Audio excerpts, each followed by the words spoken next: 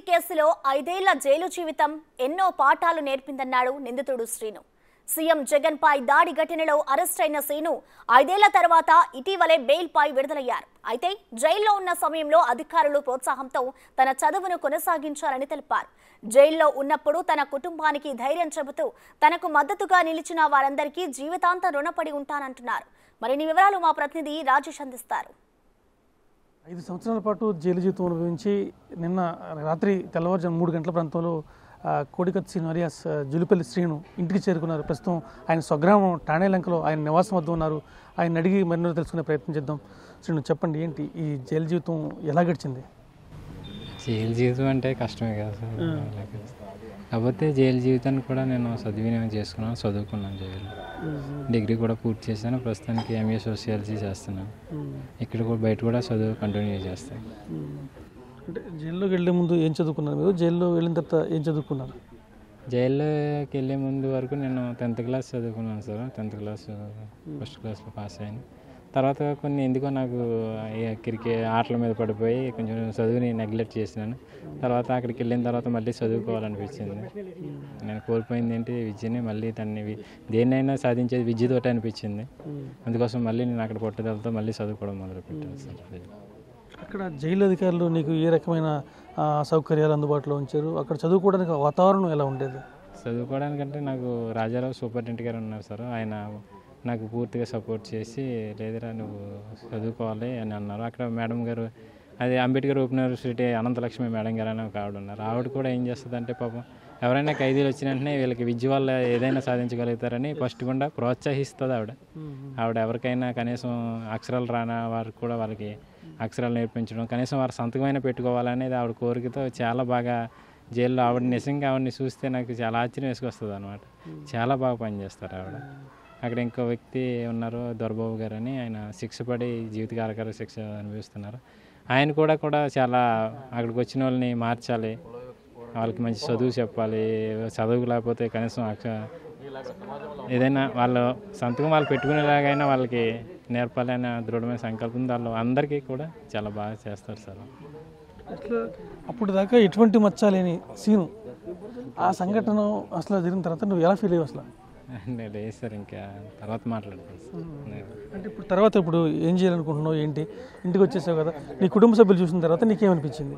నాకు చాలా హ్యాపీగా అనిపించింది సార్. నాకు ఈ కేసు విషయంలో ముఖ్యంగా మైనారిటీ హక్కులు సంఘ నాయకులైనటువంటి షుబ్లీ గారు ప్లస్ సమతా సైనిక దళ అయినటువంటి ఇలాగ వాళ్ళందరూ కృషి వల్ల ప్రజా హక్కుల నాయకులు వాళ్ళందరూ కృషి, మా లాయర్ గారు సలీం లాయర్ గారు కూడా, నేను 5 సంవత్సరాల నుంచి ఎంత బాధపడ్డానంటే చాలా బాధపడ్డాను. కాబట్టి చదువుకుంటేవాడిని కాబట్టి జైల్లో కూడా సరసాల్లోనే కదా సార్. అటువంటిది వీళ్ళందరూ కృషి వల్ల నేను ఈరోజు బయటకు వచ్చాను. చాలా గట్టి పోరాటం చేశారు నా కోసం. కుటుంబ సభ్యులు చూసినప్పుడు, ఇంటికి వచ్చినప్పుడు అసలు ఏమనిపించింది? చాలా ఆనందం అనిపించింది సార్. మళ్ళీ ఒకవేళ నిజమే స్వతంత్రం అంటే ఏంటో తెలిసింది. చాలా ఆనందపడ్డా.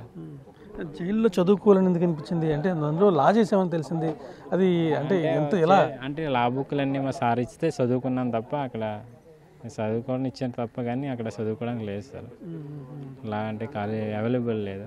ఉంటే కానీ కొంతమంది ఖైదీలు ఎక్కువగా చదువుకొని మంచి అభివృద్ధిలో చెందుతారనేది ఏర్పాట్లు చేయాలి. నెక్స్ట్ ఎవరు వచ్చినా కానీ చూస్తాం. అంటే ఈ 7 సంవత్సరాలుగా మీ కుటుంబ సభ్యులు పడ్డ ఆవేదన ఎలా ఉంటుంది? అంటే మీరేమో దిగువ మధ్యతరగతి కుటుంబ సభ్యులు, మీరు ఈ జైల్లో ఇంటికాడ మీ కుటుంబ సభ్యులు ఏ రకమైన ఇబ్బందులు పడ్డారు? చాలా తీవ్రమైన ఇబ్బందులు పడ్డారు సార్. కాకపోతే చాలామంది మానవతా దృక్పథం, చాలామంది అంటే మాకు ఏం ఆశించుకొని వచ్చి చాలామంది సహాయం చేస్తున్నారు. మాకు రాజేష్ గారు అని ఇలాగా చాలామంది వచ్చి మాకు సహాయం చేసి అండగా నిలబడ్డారు. మా కుటుంబం ఇలాగ అన్యాయం అయిపోకూడదు, మానవతా దృక్పథంతో చాలామంది అండగా నిలబడ్డారు. మొత్తం మీరు ఎంతమంది మీ కుటుంబ సభ్యులు, అందరూ ఏం చేస్తుంటారు? మా అన్నయ్యలు 5 ఉండి అందరూ వర్క్ చేసుకుంటూ ఉంటారు సార్ అక్కడ. మా అమ్మ నేను అయితే వస్తుగత ప్రయోజనాలైనా వదులుకోవచ్చు కానీ సర్వోత్కృష్టమైన విద్యను మాత్రం వదులుకోకూడదని అంబేద్కర్ చెప్పారనమాట. ఆయన మాట ప్రకారం అయితే నేను విద్యను మాత్రం ఎప్పటికీ వదలను, నిరంతర విద్యార్థిగా కొనసాగుతాను. భవిష్యత్తులో ఏ స్థాయికి వెళ్ళాలనుకుంటున్నావు? ఒక మంచి ప్రభుత్వ ఉద్యోగిలా వెళ్దాం అనుకుంటున్నావా? ఏం చేద్దాం అనుకుంటున్నావు?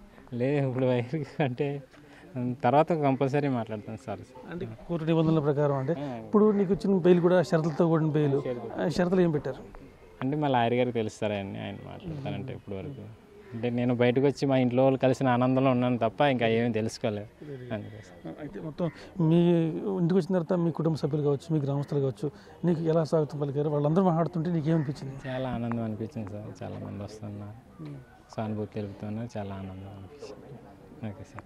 మొత్తం మీద చూసుకుంటే 5 సంవత్సరాల తర్వాత ఇంటికి వచ్చిన తర్వాత మొత్తం కుటుంబ సభ్యులు కావచ్చు, గ్రామస్తులు కావచ్చు, అందరూ కూడా తనను సాధారణంగా ఆహ్వానించారు. చాలామంది తనపై సానుభూతి వ్యక్తం చేశారు. దాంతోపాటు తాను జైల్లో ఉన్నప్పుడు తనకి, తన కుటుంబ సభ్యులకి అండగా నిలిచిన అందరికీ కూడా కృతజ్ఞతలు తెలుపుతున్నాడు. అలాగే జైల్లో చదువుకోవడానికి అవకాశం ఇచ్చిన సూపరింటెండెంట్ రాజారావు కావచ్చు, ఇతర వ్యక్తులు కావచ్చు, అందరికీ కూడా కృతజ్ఞతలు తెలుపుతున్నారు. ఏది ఏమైనా కానీ కేసు పూర్వపరాలు తెలియ వరకు కాస్త దూరంగా ఉంటాను, తర్వాత తను చెప్పదలుచుకున్నది చాలా స్పష్టంగా చెప్తానని చెప్పి స్టేట్మెంట్ చెప్తారు. కెమెరామెన్ రవిశంకర్తో రాజేష్, బిగ్ టీవీ, ఠాణే లంక.